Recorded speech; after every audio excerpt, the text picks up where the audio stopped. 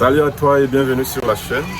Donc ce matin je t'amène en route pour visiter un peu mon espace de glace. Ça fait très longtemps, je ne vous ai pas parlé de cet espace là.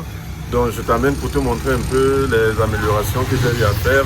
Et par la suite je te présente une situation justement pour que tu prennes un conseil par rapport à ton prochain business de glace que tu as envie de lancer. Donc ça va faire un peu de bruit parce que justement je suis en route. Et donc on se prend tout à l'heure, je te présente d'abord un peu de manière générale les travaux qui ont été faits, donc juste pour améliorer un peu le look. Voilà, donc je te présente la vue générale.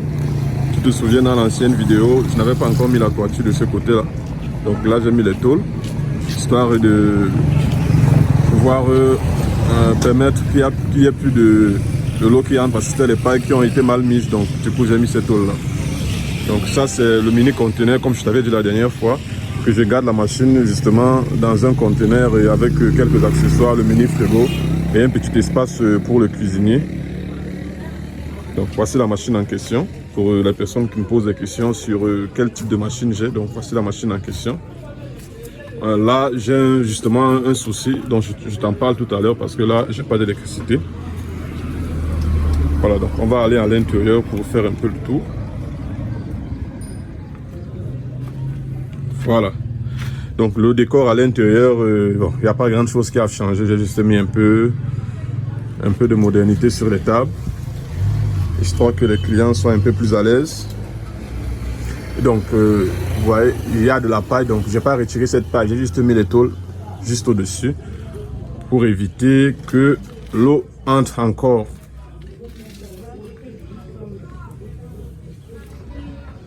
Voilà.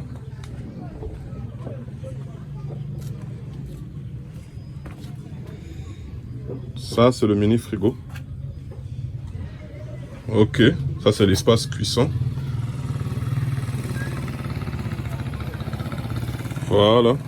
Donc, je te prends tout à l'heure pour t'expliquer un peu une situation que j'ai actuellement en route. Alors, comme je te disais tout à l'heure, je suis comme ça en route. Donc actuellement là j'ai une situation justement, je te la partage pour que tu puisses également tirer quelques leçons. Donc quand je suis venu en route, je n'ai pas cherché à savoir s'il me fallait un compteur ou pas. Donc je savais que le bailleur allait me donner l'électricité. Donc je me suis abonné à son compteur, du moins je me suis branché à son compteur et je me suis procuré un compteur divisionnaire.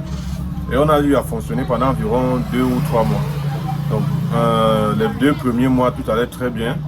Quand la facture du 3e mois est arrivée, donc, je ne sais pas comment les agences, du moins les agents de Néo ont fait, ils ont su facturer. Et du coup, la facture est venue avec une erreur. Mais moi, je devais verser l'argent au bailleur parce que lui se servait de mon indice, parce que j'avais un compteur divisionnaire. C'est ce qui a été fait, je lui ai versé environ, je crois, 52 000 pour la consommation de 2 mois. Et donc, malheureusement, le bailleur n'est pas allé verser l'argent à l'agence Néo. Du coup, du jour au lendemain, Eneo est venu et ils ont débranché complètement. Donc, un business comme celui-ci est resté pendant environ plus d'1 mois. Parce qu'il fallait que je cherche à côté si un voisin peut me donner de l'électricité. Et c'était vraiment terrible. Ce sont des situations un peu très humiliantes où on voit où tu as un business tel que celui-ci, une machine à glace qui coûte déjà plus d'1 million. Et à un moment donné, au jour au lendemain, tu es complètement bloqué à cause d'un petit problème d'électricité. Et donc, les gens à gauche et à droite ne veulent pas te donner le courant. Je ne sais pas pourquoi. Et donc, du coup, tu te rends compte que tu es bloqué à cause d'une situation que tu aurais pu prévenir avant. Et donc là, j'ai été obligé d'entamer des procédures pour le compteur. Et ce qui est triste dans tout ça, c'est que les procédures en réalité ne sont pas des procédures qui prennent énormément d'argent. Ce sont des procédures en moyenne 60 000. Tu as un compteur prépayé ou un compteur standard et tu es tranquille.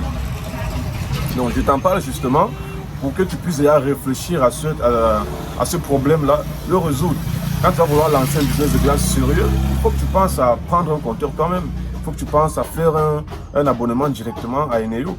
Parce que j'ai fonctionné, je payais environ 25 000. Mais quand je dis que je payais 25 000, parce qu'il y avait des surtaxes en fait. On était déjà tellement nombreux sur ce compteur que le kilowatt est déjà, du moins, était arrivé à environ 94 francs. Pourtant, quand tu es seul sur ton compteur, le kilowatt te revient à environ 50 au début. Et quand tu as trop consommé, tu es dans les 60 francs. Donc tu imagines un peu le gap que tu perds entre 60 ou 50 et 94 francs le kilowatt.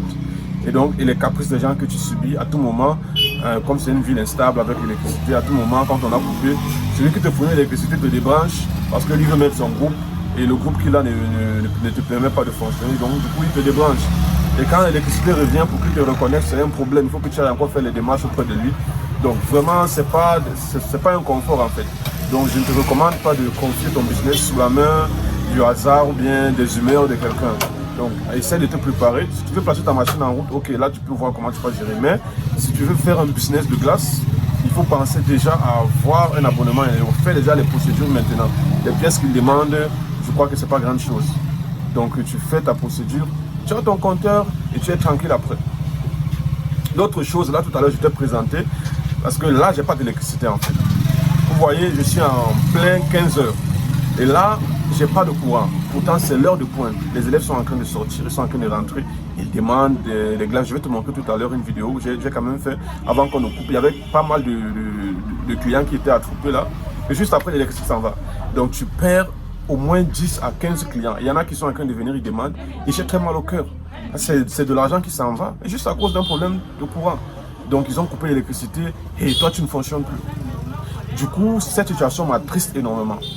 Et sachant déjà que pour faire fonctionner ce groupe-là, cette machine-là, il faut un groupe de grande performance. Je suis en train de réfléchir pour voir quel groupe peut faire fonctionner cette machine-là. Donc je suis résolu à me trouver un groupe et à sortir parce que je vous assure que chaque jour, c'est de l'argent que je perds. Imaginez-vous, chaque jour, on coupe l'électricité.